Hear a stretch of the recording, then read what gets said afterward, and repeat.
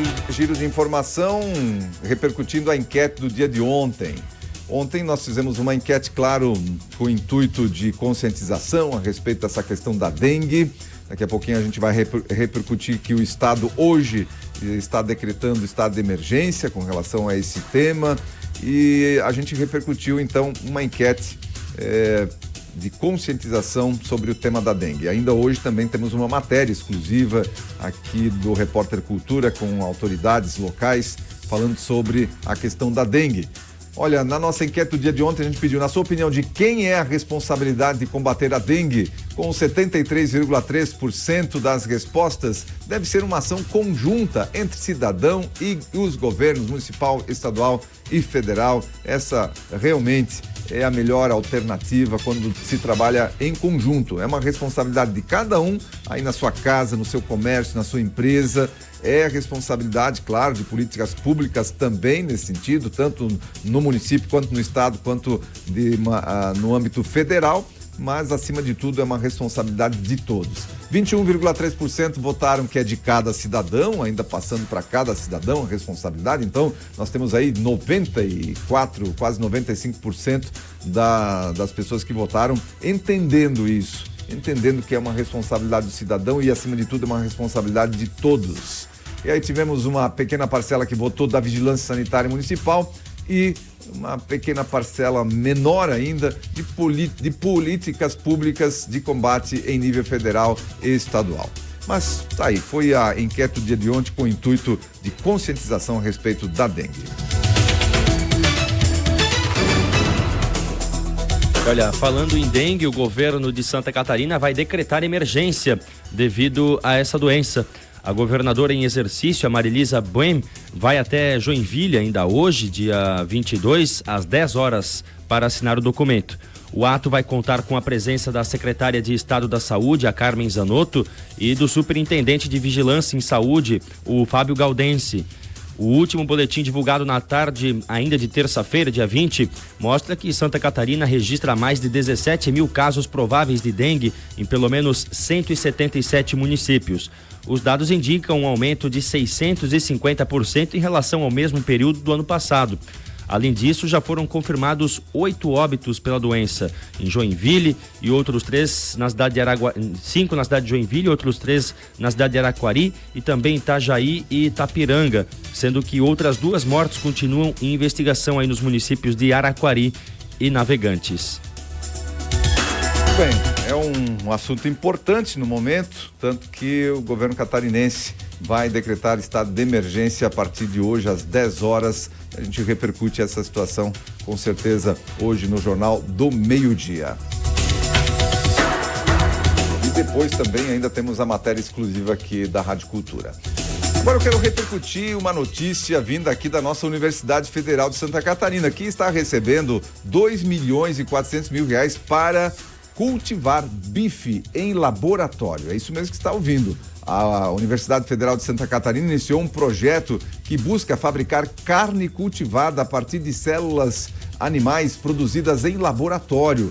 O estudo pioneiro, em parceria com a Embrapa, busca desenvolver peças de bife estruturada que possam servir como alimento no mundo todo. O projeto recebeu financiamento de R$2.400.000 da agência pública FINEP, financiadora de estudos e projetos, e será desenvolvido ao longo de 3 anos. E não é por nada, esse estudo é pioneiro aqui no Brasil, mas em termos mundiais já existem muitos estudos sendo feitos para sintetizar a carne, e não é por nada que governos em nível mundial estão desincentivando o agronegócio, principalmente a produção de carne. Aí o que tem por trás disso? Logicamente grana, money, né? Porque na medida em que você desincentiva em algum ponto, alguém está ganhando dinheiro.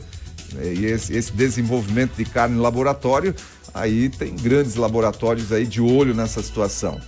E aqui no Brasil não é diferente.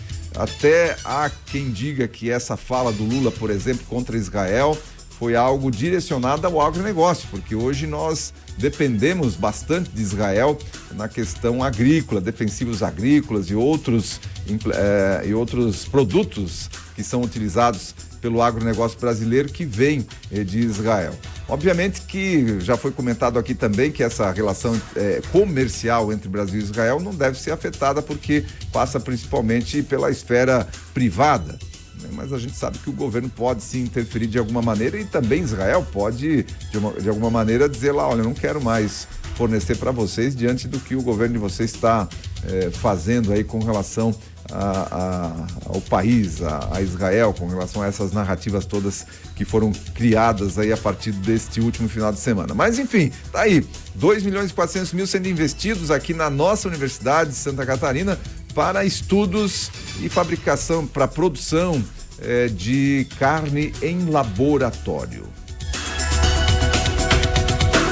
É válido o estudo, válido o investimento. Claro que até isso ser aplicado em larga escala demora muito, porque também bate de frente com justamente o agronegócio, né? Grandes latifundiários, donos de terras, donos de gado, que com certeza vão em contra essa aplicação, né? Esse cultivo de carne em laboratório, que é produzido através de células de animais, controlado em laboratório.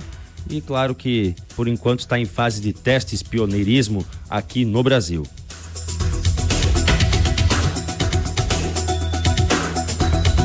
O presidente Lula e o secretário de Estado dos Estados Unidos, o Antony Blinken, se reuniram no dia de ontem e, entre outros assuntos, discutiram iniciativas de paz na faixa de Gaza e as eleições na Venezuela, conforme informado aí pela Embaixada norte-americana. O encontro, que aconteceu no Palácio do Planalto, durou cerca de 2 horas, contou com a presença de representantes de ambos os governos. Durante a reunião, houve discordância em relação aos comentários feitos por Lula sobre a situação em Gaza. O secretário teve a chance de discutir os comentários com o presidente Lula no contexto de uma discussão geral sobre o conflito em Gaza, e foi claro que esses comentários são comentários dos quais nós discordamos, disse Matthew Miller, porta-voz do Departamento de Estado americano.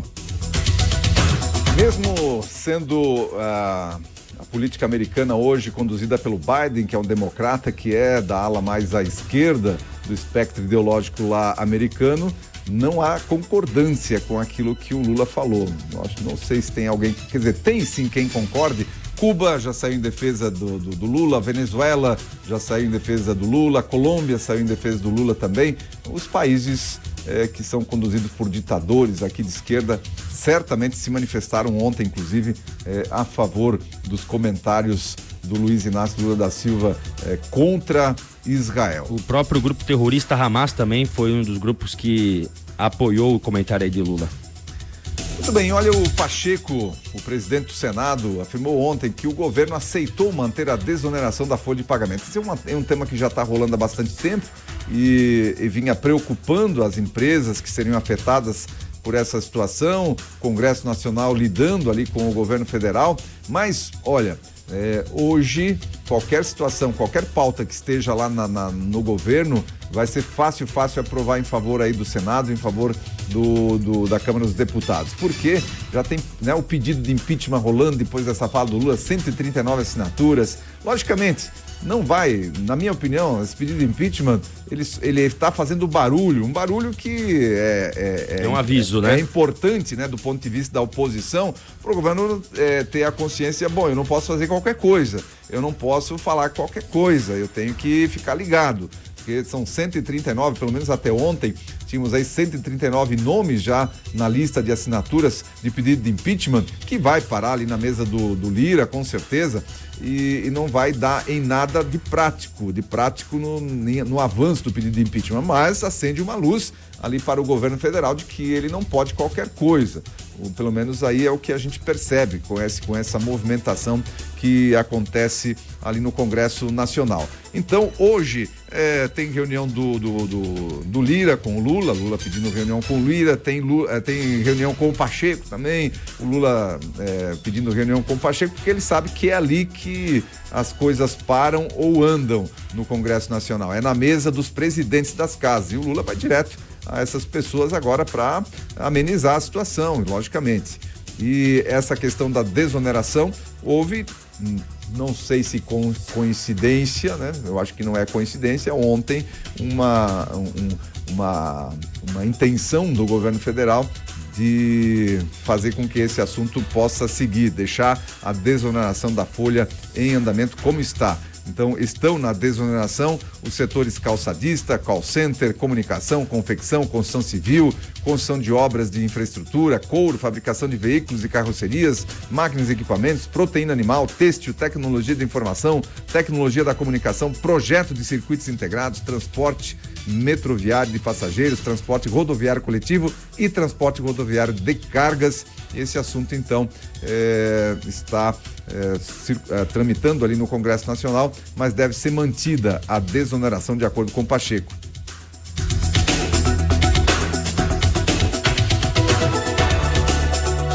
O relatório recentemente divulgado pela Associação de Centros de Crise de Estupro em Israel revelou a realidade cruel dos estupros cometidos pelo Hamas contra israelenses.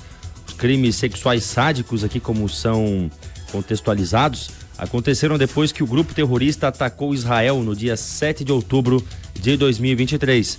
De acordo com o jornal israelense The Jewish Chronicle, o documento foi traduzido para o inglês e enviado para os escritórios das Nações Unidas a fim de não deixar espaço para negação ou desrespeito. O CEO da associação acrescentou que já não é possível ficar calado. Espera-se que as organizações internacionais tomem uma posição clara e que é impossível permanecer em silêncio. Ficar do outro lado será lembrado como uma mancha histórica para todos aqueles que optaram por permanecer calados e negar os crimes sexuais cometidos pelo Hamas. É o que diz aqui o CEO da Associação de Centros de Crise de Estupro em Israel.